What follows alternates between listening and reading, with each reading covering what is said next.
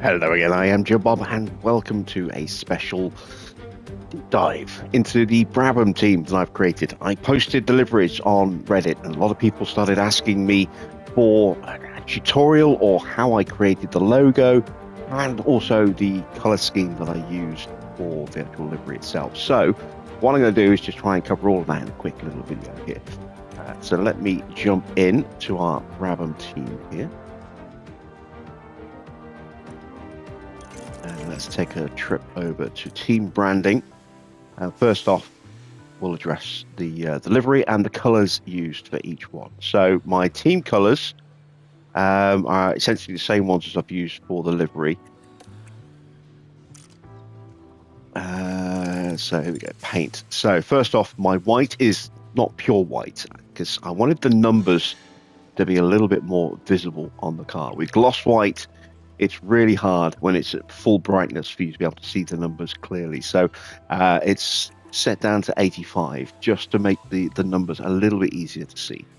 And then the blue, oops, I've, there we go. The blue, that should be set to 5. There we go. It's 220 on the top for the hue, saturation of 90, and a brightness of 5. And that is the same for both of the secondary and tertiary paints there. The livery itself, if you were curious, is this one here, which is the SAW livery. And then the sponsors were just white or with the deep blue color.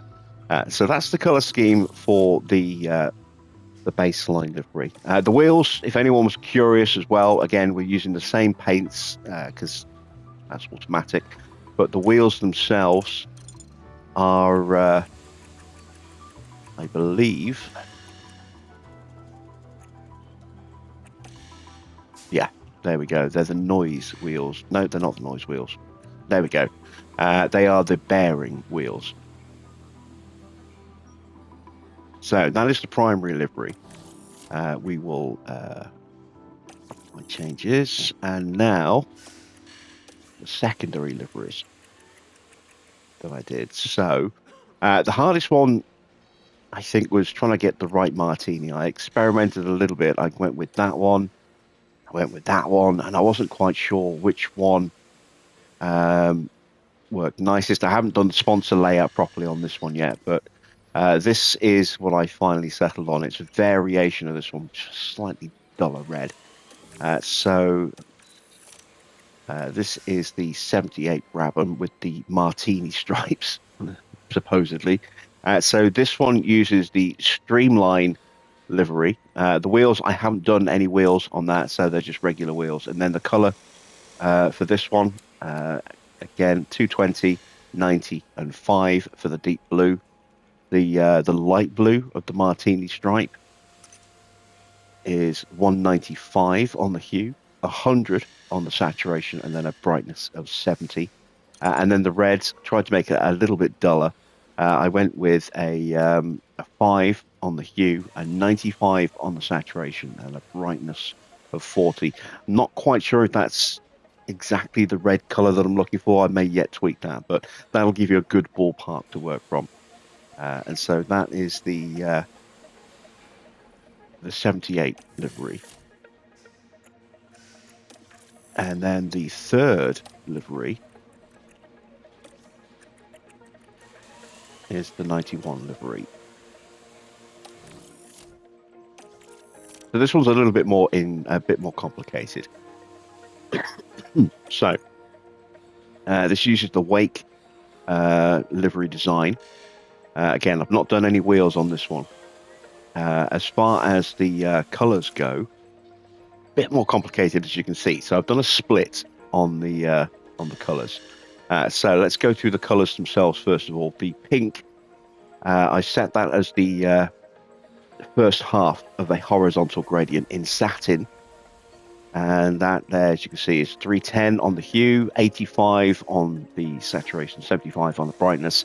And as far as the gradient goes, I wanted that to start or to stop basically around about where the round about where the engine covers kind of kick in. So you can see it just kind of tails off around the edge of the air intake on the side pods there.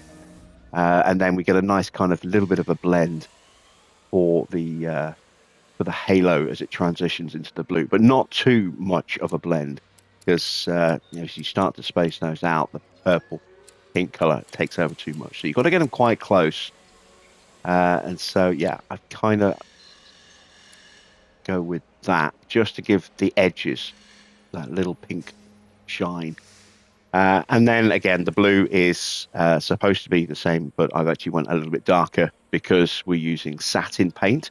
So to try and get the shade a little bit closer to what I wanted, I went with 230 on the hue, 100 on the saturation, and 10 on the brightness. That may yet change. The white is just pure white. So there you can see that's actually gloss, but I mean, you could do that matte, you could do it satin. I'm going to put this in satin as well because it's 100 on the brightness and 0 on the saturation. It doesn't really change it too much, just the amount of reflection you get depending on the paint choice. And then the third panel here again has a horizontal gradient, and the reason for this is that if you look at the livery, it actually has like a purple air intake air box at the top of the car behind the cockpit. And so to get that pinky purple color on there, I need the rear of the car to be in that lighter shade of blue, but I also want to have enough pink to be able to get that airbox at the top. So again, we go with the split, and it's the same pink color. So 310, 85, 75 as before, I think. Yeah, 310, 75, 85. Well, yeah, 85, 75. And then the blue is, again, slightly different to what I did on the Martini livery because, again, satin paint. So this one's 210, 95, 75. But again, the split here, you can see underneath how far that split kind of carries across on the horizontal gradient there. So just enough basically to cover the airbox. You can just about see the faintest hint of light blue on the very edge of the airbox there, but I didn't want the purple or the pink to go too far underneath. I mean, I suppose what we could do is we could look at maybe just moving that back a little bit more like that, just so we got that pink line underneath to where the blue kind of comes down at that angle, and then have it blend very tightly there like that. And that would, I suppose, be a little bit neater. And then, yeah, that's how I laid out the car in terms of the colors. So now that that's all there for you, let me show you the logo. So this took a lot of time to put together. I'll show you the various elements, and we'll go through it from bottom layer to top layer. So start off with a big old circle here. I'm going to change the color briefly. So let me just correct that. And then let's pick a nice bright color, so you can see clearly which element we're talking about. So there you can see that's the base. It's the big circle around the back there. And that's the base layer of the whole emblem itself. And then on top of that, I put in a white ring just to give the ability to create just a slight instep, just to give us that white little band that goes inside the outer line. And then inside of that, I then built another darker ring, and that is where the lettering sits on top of. And once I'd done that, then I created the next little layer. So once again, let's just put a bit of color in. So there you can see there's a white circle there. Let's just do that for a second. There we go.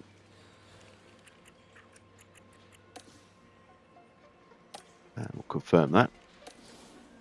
And then inside that is the next layer. So again, just stepping in a little bit more, we have another blue circle, and this is again to create that dark blue outline. It looks really, really dark. It looks almost black in this view here. But once you get, it's because of the contrast of the big blocks of white next to it. Once you get it outside and on the car, it does look a little bit brighter. So after that, there's then the white circle in the middle, and this is basically what the logo itself gets built on. And then you can see all the white blobs there. They are the final touches to obscure parts of the logo, to clean it up and make it look more like the nose and wing of a car. So let's just undo that change like that. And then it's just a case of putting the writing in. So these letters here, these are in the titanium font, like that. The solid font, and then the others are in the Formula One solid font, and then it's just a case of spacing them out. I started with the B dead center, and then I actually, once I'd got everything positioned either side of it, I realized it didn't quite look right. It was leaning a little bit too far around on the right hand side. The M was a bit too low, the B was on the left was a bit too high, so I just shifted everything ever so slightly off center to get it to try and balance a little bit more across the plane. And then we come to the actual elements themselves. So we have the nose, and it is that graphic, again using the same dark blue that I use everywhere else. So the 220, 90, and 5. And there we go. And then the positioning of the white blocks that you saw a moment ago obscures the little top bits off the and the bottom bits to make it more nose shaped. Nice and simple. There you go. Once I'd done that, it was then a case of putting that element there inside the middle. And then I used this element here to create the wing effect. So this was just a case of stacking them on top of each other as cleanly as I could. You can see that the edges of the wings are not quite lined up properly. It's very tricky, unfortunately, to get them to perfectly line up. So the last ones step out just a touch on either side, but it's close enough for me. So there are 3 on each side, and then it's just a case of rotating and flipping the image to do the opposite side. And then when I did that, I then built the white circle in the middle of the nose itself. It's a little bit too big. Unfortunately, I couldn't get it any smaller and still have enough space to do the blue circle in the center. They are as small as I could make them. But again, you can just see it just sits there around that kind of position. It should be a little bit smaller on the actual logo, but without scaling everything else up, it just means it's just a little bit too big. And I can't be bothered to scale everything else up. Maybe sometime, at some point I will do, but for now it's good enough. And then just a one step smaller blue circle in the center. And then these blocks, as I say, these are here purely to cover up parts of the logo that I don't want showing. You know, the sort of the top and tail bits of the nose graphic. It just covers those, and then same again down the bottom. These ones here, actually, these go inside the wings. So if that one there's gone down the bottom like that, just to cover the bit there. Inside the wings, it was a bit tricky because of the sloped angles on the sides to get those properly covered. So instead, I used triangles and then just flipped and rotated those around until I could get those to cover up the bits that I didn't want seen. So if I move that down a bit, not sure which one I've moved there. Let's try this one. Let's try moving that. No. I've overlaid them pretty heavily. try and obliterate anything underneath. Let me highlight it this way instead. Let me grab that and then move that element up. There you can see. So those triangles are there just to obscure the lines between each of those elements like that. Bring that back down. And I think that's pretty much it. You know, it took a long time, a lot of faffing around, but perseverance will get you there if you're trying to recreate the logo. And obviously, you'll now have this video to give you a kind of a reference point as well for anyone else who's looking to do Brabham out there as well. So I hope you've enjoyed this little look at the colors and how I went about creating the Brabham logo. I have also done a few other logos as well. I've done a BMW, nice and simple. That needs a bit more work, but it is what it is. I've done a Bentley logo as best I can with what we have available to us. My own interpretation of Alfa Romeo needs a lot of work. It's getting there. And then, you know, nice and simple Honda. It's just red letters. That's all it is. Back when I was hoping that we could do put more than one team badge on, I wanted to make a Renault E-Tech engine badge.